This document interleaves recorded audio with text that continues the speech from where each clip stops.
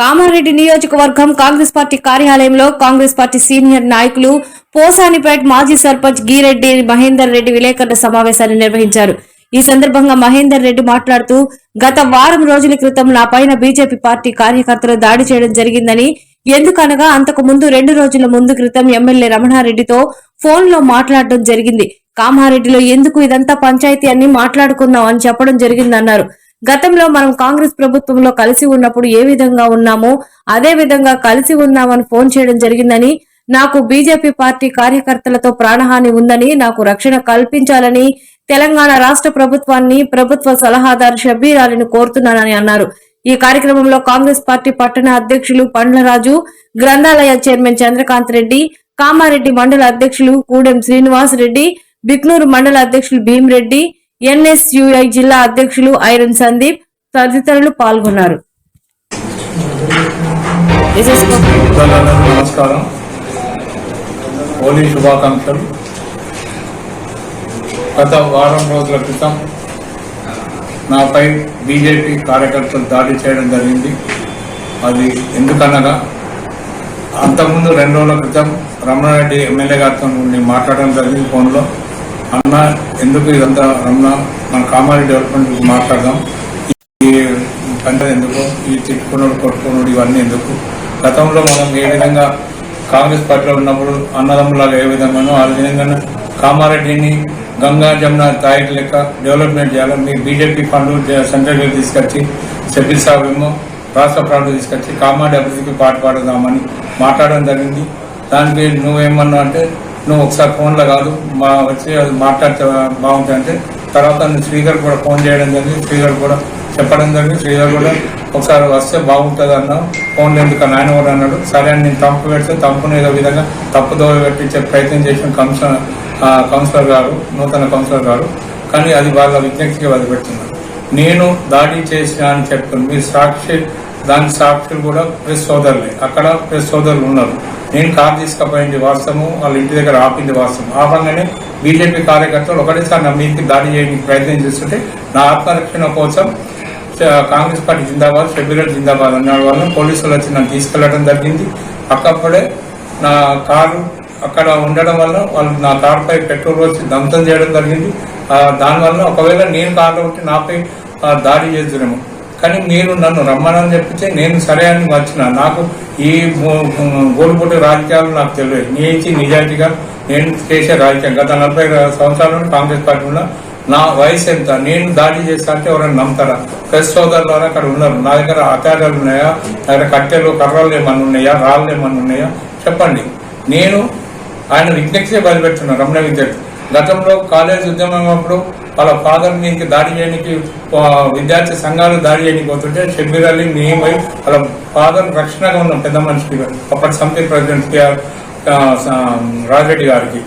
మీరు రాజిరెడ్డి గారిపై అవాకులు చెవాకులు మీరు మాట్లాడుతున్నారు తండ్రిపై, కానీ మేము ఆ విధంగా మాట్లాడలేమో. మీ విజ్ఞప్తి పడుతుంది. ఒకవేళ నేను చంపడానికి వచ్చినా అని మీరు ఖచ్చితంగా అంటే ఏ గుళ్ళకి రమ్మన్నా నా భార్య పిల్లలతో తడిబట్టలతో నేను వస్తా, మీరు కూడా వస్తే బాగుంటుంది రమణ గారు అని మీ విజ్ఞప్తిగా పట్టుకోండి. కానీ మీరు డెవలప్మెంట్ గురించి ఆలోచించండి.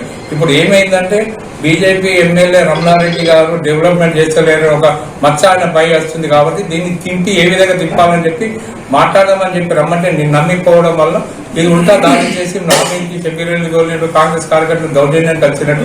నేనున్నది ఒక కార్యకర్త, నాకు 62 ఏళ్ళు, నాకు స్కిన్ ఎఫెక్ట్ ఉంది, చేతులు కూడా ఏవి పట్టుకునే స్తోమత కూడా లేదు, నాకు అంత గ్రిప్ లేదు. కానీ నాపై అపార్థాలు మోపడం ఎంతో సమంజసం. అది కూడా మీ విజ్ఞప్తి అవుతుంది. ఎందుకంటే గతంలో నేను ఏ విధంగా మెదిలినాం, మీ అన్న నా క్లాస్మేట్, ఫ్యామిలీ ఫ్రెండ్స్ లెక్క ఉన్నాం మనం. కానీ ఈ రోజు ఇంత నాపై నింద మొత్తం నేను కళలో కూడా అనుకోలేదు రమణ గారు. చాలా బాధగా ఉంది. ఇది కూడా మీ విజ్ఞప్తిగా వదిలిపెట్టుంది. ఇక ముందైనా రమణ గారు మీరు కాంగ్రెస్ పార్టీ పై అబద్ధాలు మోపడం పనిచేయండి. కాంగ్రెస్ పార్టీ వాళ్ళనే మీకు కౌన్సిలర్ టికెట్ ఇవ్వడం జరిగింది, ఇదే షబ్బీర్ అలీ గారు ఇవ్వడం జరిగింది. అప్పుడు మీరు ఎవరికి పోతే టీఆర్ఎస్ అలయన్స్ కాంగ్రెస్ అలయన్స్ ఉన్నప్పుడు తాడవాయికల్లో జడ్పీటీసీ ఇవ్వాలంటే మహేందర్ రెడ్డికి టీఆర్ఎస్ రవీంద్ర రెడ్డి పట్టుబడితే అప్పుడు కూడా షబ్బీర్ అలీ కొట్టాడి విలన్స్ ఇచ్చబట్టి నీకు టికెట్ ఇవ్వడం జరిగింది. జడ్పీటీసీ టికెట్ ఇస్తే ఆ రోజు జడ్పీటీసీ గెలిస్తే ఈరోజు జిల్లా పరిషత్ చైర్మన్ అను. అది ఎవరి పుణ్యాలను మహమ్మద్ అలీ షబీర్ పుణ్యాల ఆయన ఈ రోజు మహమ్మద్ అలీ షబీర్ని నీ ఇష్టం అంటే నోటికి వచ్చినట్టు మాట్లాడతాం. అది తప్పు అని నేను మాట్లాడు. ఒక తండ్రి లాంటి వాడు, అన్న లాంటి వాడు. మనం ఒక హిందూ ధర్మాన్ని మీరు అంటారు కదా, హిందూ అని, హిందూ ధర్మాన్ని ఇదే పాటిస్తుందా? ఎవరిని పడితే ముసలోడు నా ఇది అని మాట్లాడమంటుందా? అది తప్పు అని నేను అంటున్నా. మనం డెవలప్మెంట్కి వచ్చినామా? నువ్వేమన్నా ఎలక్షన్లప్పుడు ఎలక్షన్ వరకే రాజకీయం, ఎలక్షన్ ద్వారా డెవలప్మెంట్ అన్నాం. ఇప్పుడు బీజేపీ ఎమ్మెల్యేలు ఉన్నారు గతం ఎక్కడ, నిర్మల్లో కావచ్చు, ఆదిలాబాద్లో కావచ్చు, ఆర్మూర్లో కావచ్చు, నిజామాబాద్లో కావచ్చు, ఎంపీలు ఉన్నారు. వీళ్ళందరూ సామరస్యంగా డెవలప్మెంట్ చేసుకుంటారు. కాంగ్రెస్ పార్టీ అక్కడ ఉన్న లోకల్ సంబంధాలతో మీరు కూడా అదే విధంగా చేయండి. మీకు రేవంత్ రెడ్డి డైరెక్ట్ తెలుసు అంటారు కదా, రేవంత్ రెడ్డికి వెళ్ళి ఫండ్ తీసుకురండి, కామన్ డెవలప్ చేయండి. మిమ్మల్ని అర్థమైనట్టు ఎవరు అవసరం కదా. నేను నీతి నిజాయితీగా ఓట్లు పైసలు ఇచ్చి గెలవలేదు, పైసలు సంఘాలకు పైసలు ఇవ్వకపోతే ఏడుకెళ్ళి వచ్చినాయి. ప్రతి సంఘానికి పైసలు ఇచ్చినావు, 5 ఏళ్ళ నుండి సంఘాలకు ఇచ్చుకుంటేనే కదా వచ్చే ఇవ్వాలి. నువ్వు గెలిచినా అంటున్నావు.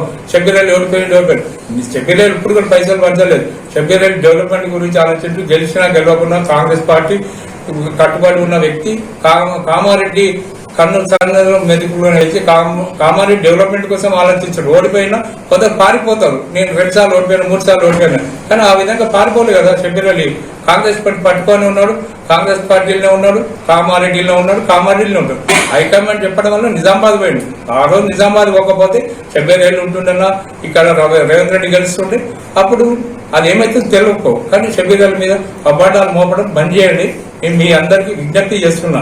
కానీ నాకు ప్రాణగండం ఉంది బీజేపీ కార్యకర్తలను. నాకు ప్రభుత్వం నాకు సహకారం చేయాలి, నాకు ప్రొటెక్ట్ ఇవ్వాలని చెప్పి చేతులు ఎత్తి పిసిసి అధ్యక్షుడిని, సీఎం గారిని కోరుతున్నా. షబ్బీరెడ్డి గారు కూడా కోరుతున్నా. వీళ్ళ విజ్ఞప్తి నాకైతే ఆత్మరక్షణ ఉంది. దీనికి ఉదాహరణ చెప్తా. నేను సబ్ జైల్లో